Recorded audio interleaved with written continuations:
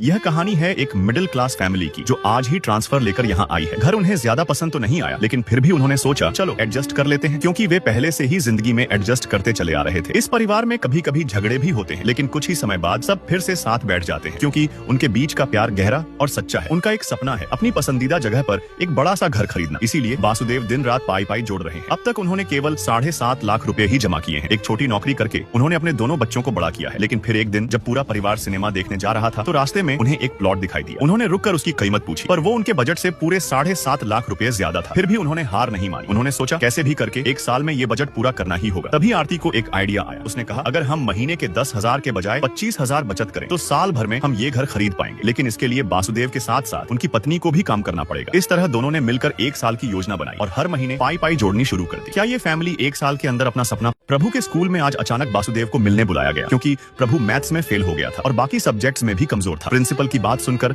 वासुदेव का हाथ तक उठ गया प्रभु पर, लेकिन फिर उसे एक आखिरी मौका दिया गया कि वह क्वार्टरली एग्जाम में पास होना ही पड़ेगा। स्कूल में प्रभु को कुछ समझ नहीं आता था। तभी ऐसू नाम की लड़की ने कहा कि उन्हें ट्यूशन ज्वाइन कर लेना चाहिए। ऐसू भी मैथ्स में फेल हो गई थी। जैसे ही प्रभु ने आकर वासुदेव को ट्यूशन के बारे में बताया तो उन्होंने बजट की बात कहकर साफ मना कर दिया और प्रभु से कहा कि सुबह जल्दी उठकर खुद पढ़ाई करे। मगर कुछ दिक्कत आने पर वासुदेव की ही सलाह से प्रभु ने आखिरकार ट्यूशन ज्वाइन कर लिया। धीरे धीरे मेहनत करके उसने क्वार्टरली एग्जाम अच्छे नंबरों से पास कर लिया। यह देखकर वासुदेव बहुत खुश हुए, लेकिन अब भी फाइनल एग्जाम बाकी था। प्रभु भगवान का आशीर्वाद लेकर एग्जाम देने तो बैठ गया, पर उसे थोड़ी घबराहट हो रही थी। कुछ ही दिनों में एग्जाम खत्म हो गया और रिजल्ट का दिन भी आ गया। जैसे ही प्रभु का रिजल्ट देखा गया वह पास तो हो गया, लेकिन बहुत कम नंबर आए। वहीं ऐसू फेल हो गई। 12वीं में कम नंबर आने पर प्रभु की माँ गुस्से में उसे एक थप्पड़ मार देती है। लेकिन जैसे ही उसके पापा घर आते हैं वो बहुत खुश दिख रहे थे, क्योंकि आज उनका टारगेट पूरा हो गया था। मगर जैसे ही उन्होंने प्रभु का रिजल्ट देखा उनके चेहरे की वो खुशी पल भर में गायब हो गई। दुख से भरे उन्होंने खुद को कई घंटों तक कमरे में बंद कर लिया। फिर भी बच्चों के भविष्य के लिए उन्होंने अपने घर खरीदने के सपने को भुलाकर प्रभु को एक इंजीनियरिंग कॉलेज में दाखिला दिला दिया। प्रिंसिपल की सलाह पर प्रभु ने अपनी इच्छा के खिलाफ मैकेनिकल की जगह आईटी ब्रांच ले ली, पर उसे यह सब बिल्कुल समझ नहीं आ रहा था। धीरे धीरे वह क्लास से निकाले जाने लगा। उधर उसकी बहन ने 10वीं में टॉप किया, लेकिन घर की हालत देखकर उसने अपने सपनों की कुर्बानी दी और उसी स्कूल में पढ़ाने का फैसला किया। इधर प्रभु का सेमेस्टर रिजल्ट आया। वो सिर्फ एक सब्जेक्ट में फेल हुआ था, लेकिन फिर भी उसने खुद से नफरत करने लगा। उसे लगने लगा कि वो जिंदगी की हर लड़ाई हार रहा है और अब उसने कॉलेज छोड़ने का फैसला। कॉलेज छोड़ने की बात करने जैसे ही प्रभु अपने पापा के पास गया, उसके पापा मायूस नजर आ रहे थे। वजह वही पुरानी थी। हर बार की तरह इस बार भी वो घर नहीं खरीद पाए थे। इस बार वे पूरे 15 लाख लेकर गए थे, लेकिन घर की कीमत बढ़कर 15 से 25 लाख हो चुकी थी। पापा ने भारी आवाज में कहा, मैं हार गया तो क्या हुआ,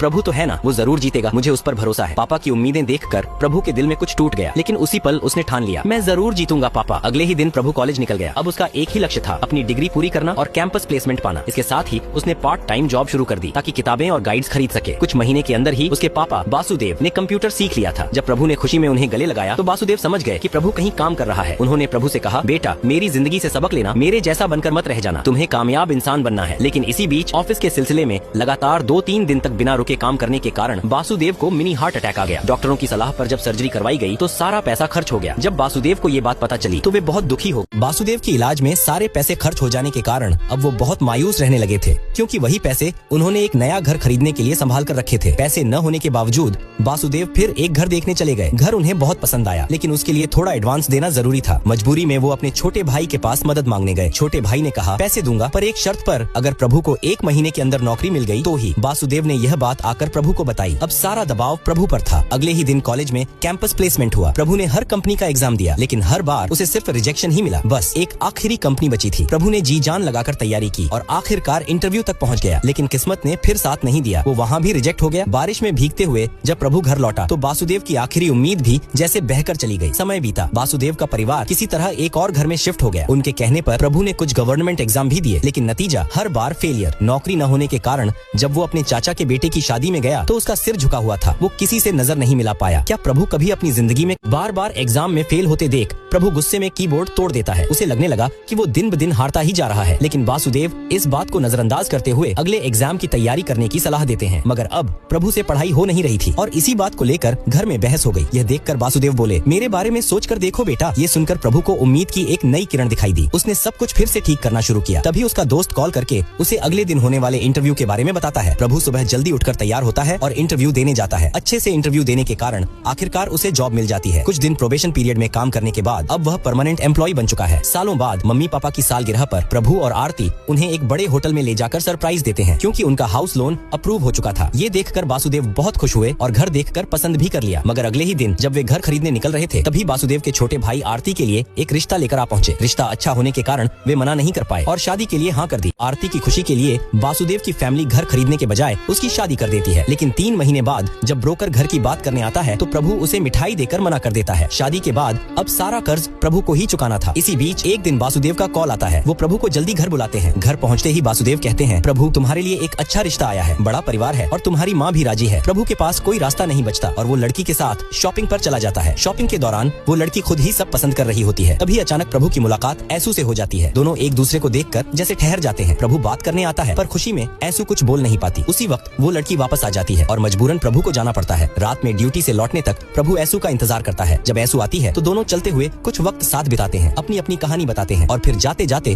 प्रभु ऐसू से शादी की बात कर देता है। ऐसू मुस्कुराते हुए हाँ कह देती है। ऐसू से शादी का वादा करने के बाद जब प्रभु ये बात घर में बताता है तो वासुदेव बुरी तरह गुस्सा हो जाते हैं। प्रभु उन्हें मनाने की कोशिश करता है पर बात बढ़ जाती है और दोनों के बीच बहस हो जाती है। आरती और उसकी माँ की सहमति के बावजूद वासुदेव शांत नहीं होते और प्रभु से बात करना बंद कर देते हैं। कुछ समय बाद प्रभु और ऐसू की शादी हो जाती है। साल बीत जाते हैं लेकिन वासुदेव अब भी उनसे बात नहीं करते। एक दिन ऑफिस में प्रभु को ओनर का मेल आता है। अब से हर शनिवार काम करना होगा। प्रभु कहता है, सर मुझसे नहीं होगा। ओनर गुस्से में जवाब देता है, तो फिर नौकरी छोड़ दो। प्रभु डर जाता है क्योंकि उसके पास कोई और ऑप्शन नहीं था। घर आकर वो ऐसू को सब बताता है। ऐसू शांत होकर कहती है, सोच समझकर फैसला लो। तभी प्रभु को कॉल आता है। उनका होम लोन अप्रूव हो गया था। दोनों खुशी से झूम उठते हैं। प्रभु भागकर ये खुशखबरी वासुदेव को सुनाने जाता है। वो गले लगने ही वाला होता है कि अचानक वासुदेव की पुरानी बातें याद आ जाती हैं और वो रुक जाता है। अब प्रभु ऑफिस में काम कर रहा होता है। तभी उसके पापा का कॉल आता है। वो जल्दी से अस्पताल बुलाते हैं क्योंकि आरती ने अपने पति को कांच की बोतल से पीट दिया था। इसी दौरान ससुराल वाले उन पर केस करने की बात करते हैं, लेकिन वासुदेव उनके पैर पकड़कर किसी तरह मामला सुलझा लेते हैं। घर आकर माँ के पूछने पर आरती रोते हुए बोली, घर का सारा काम मुझसे ही करवाते हैं। जब आरती ने पूछा, मेरे साथ रहकर बच्चा कैसे पैदा कर लिया, तो पति बोला, और कोई चारा नहीं था। ये बात आरती से बर्दाश्त नहीं हुई और उसने गुस्से में बोतल मार दी। आरती को ऐसे हाल में देखकर उसकी माँ और ऐसू उसे संभालते हैं। अगले दिन प्रभु घर खरीदने वाला था, लेकिन ऑफिस जाते ही पता चला इस साल भी ओनर ने कोई सुधार नहीं किया, बस वही कॉपी पेस्ट काम। गुस्से में प्रभु ने ओनर को ही पीट दिया। फिर वो बैंक गया, लेकिन होम लोन साइन करने से पहले ही रुक गया क्योंकि अब उसके पास नौकरी नहीं थी। घर आकर उसने सबको बताया और वासुदेव से माफी मांगी। नौकरी छूट जाने के बाद प्रभु अपने दिल की सुनती है और मैकेनिकल इंजीनियरिंग करने का फैसला करती है, मगर इसके लिए उसे फिर से शुरुआत करनी पड़ती है, जो उसकी उम्र में बिल्कुल आसान नहीं है। इसी बीच आरती भी डिवोर्स के लिए आवेदन करती है। प्रभु पुरानी फैक्ट्री में काम शुरू करता है, लेकिन काम करते समय अचानक उसका हाथ कट जाता है। दर्द असहनीय होता है। प्रभु को इस हाल में देखकर वासुदेव बहुत दुखी हो जाते हैं। उधर आरती एक बैंक में इंटरव्यू देती है और साथ ही पार्ट टाइम जॉब भी शुरू करती है। कुछ दिन आराम करने के बाद प्रभु फिर से अपने लक्ष्य की ओर बढ़ता है। वह पूरी मेहनत से पढ़ाई शुरू कर देता है, कुछ एग्जाम्स देता है और धीरे धीरे आगे बढ़ता है। आरती को भी बैंक में नौकरी मिल जाती है। कुछ सालों बाद प्रभु अब एक मैकेनिकल इंजीनियर बन चुका होता है। एक दिन कंपनी की मशीन खराब हो जाती है, जिसे ठीक करने के लिए जापान से टेक्नीशियन बुलाने की जरूरत पड़ती है, लेकिन प्रभु खुद उसे ठीक कर देता है। सभी लोग उसकी तारीफ करते नहीं थकते। कुछ ही दिनों में आरती और प्रभु मिलकर अपना खुद का घर खरीद लेते हैं। कई सालों बाद आज वासुदेव का सपना आखिरकार पूरा होता है और ये कहानी यहीं खत्म होती है। अगली मूवी देखने के लिए नीचे कमेंट कीजिए।